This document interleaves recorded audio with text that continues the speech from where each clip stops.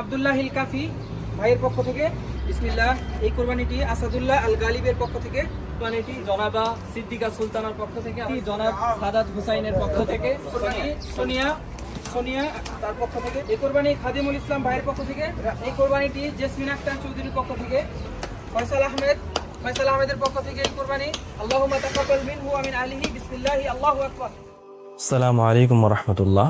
আলহামদুলিল্লাহ ওয়াসসালাতু ওয়াসসালামু আলা রাসূলিল্লাহ। সম্মানিত প্রিয় দ্বীনী মুসলিম ভাই বোন, আপনারা আমাদের ফিলিস্তিন প্রজেক্ট সম্পর্কে অবগত আছেন এবং আলহামদুলিল্লাহ কয়েকদিন আগেই আমরা আমাদের কুরবানি প্রজেক্ট সফলভাবে সম্পূর্ণ করেছি আলহামদুলিল্লাহ। কুরবানি প্রজেক্টের বিস্তারিত যাওয়ার আগে আমরা আপনাদেরকে ছোট্ট করে একটা গল্প শেয়ার করতে চাই, যদিও আপনারা টিভি এবং বিভিন্ন সংবাদ মাধ্যমে আমাদের গাজার নির্যাতিত বাস্তুহারা ভাই বোনদের অসহায়তা সম্পর্কে অবগত আছেন। তারপরেও কয়েকদিন আগে আমাদের কাছে একটি ফ্যামিলি থেকে কল আসে যে তারা খুবই আর্থিকভাবে কষ্টের মাধ্যমে দিন পার করছে, এমনকি তাদের বাসায় একটা ফ্যান পর্যন্ত নাই এবং অতিরিক্ত গরমের কারণে তাদের গায়ে চুলকানি শুরু হয়েছে। তো এরকম কষ্টদায়ক কথা শোনার পরেই আমরা আমাদের একজন স্বেচ্ছাসেবক তাদের বাসায় পাঠাই অবস্থা যাচাই বাছাই করার জন্য। এবং আপনারা ব্যথিত হবেন যে তারা ওই পরিবার শিশু বাচ্চা থেকে নিয়ে শুরু করে তারা মোট 5 ভাই বোন এবং তাদের বাবা মা উভয় গাজার ভিতরে শাহাদত বরণ করেছে। ইন্না লিল্লাহি ওয়া ইন্না ইলাইহি রাজিউন।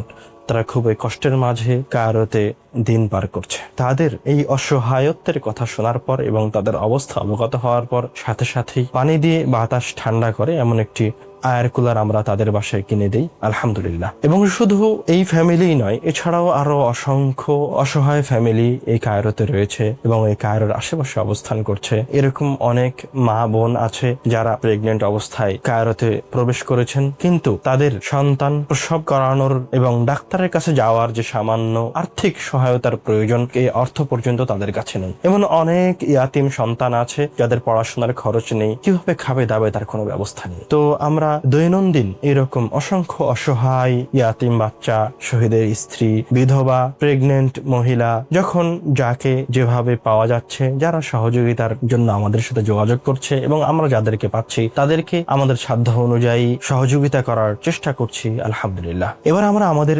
কুরবানির প্রজেক্টে আসি। আমরা আমাদের এই কুরবানি ঈদে সর্বমোট গাজার অভ্যন্তরে এবং কায়রোতে অবস্থানরত গাজাবাসীদের জন্য 29টি পশু কুরবানি করেছি আলহামদুলিল্লাহ। এবং পশু কেনা থেকে নিয়ে শুরু করে ওজন করা, যারা টাকা পাঠিয়েছিলেন, যাদের কোরবানি পাঠিয়েছিলেন তাদের নামে জবাই করা, প্রত্যেকটা স্টেপ আলহামদুলিল্লাহ সুন্নাহ অনুযায়ী নিখুঁতভাবে সম্পূর্ণ করা হয়েছে। এবং আমাদের কোরবানির গোশত 3 দিন যাবত বিভিন্ন জায়গায় অসহায় গাজাবাসীদের মাঝে বিতরণ করা হয়। শুধু তাই নয়, আলহামদুলিল্লাহ তারা যেন এই ঈদকে সুন্দরভাবে উদযাপন করতে পারে, এই জন্য যেহেতু তাদের আর্থিক সক্ষমতা নাই, তাই গোশতের পাশাপাশি আমরা বাসমতি চাউল এবং গোশত রান্না করার জন্য মশলা সহ আরো বিভিন্ন খাদ্য দ্রব্য দিয়ে তাদেরকে গোশতের পাশাপাশি একটি করে ফুড বক্স প্রদান করেছি ফালিল্লাহিল হামদ।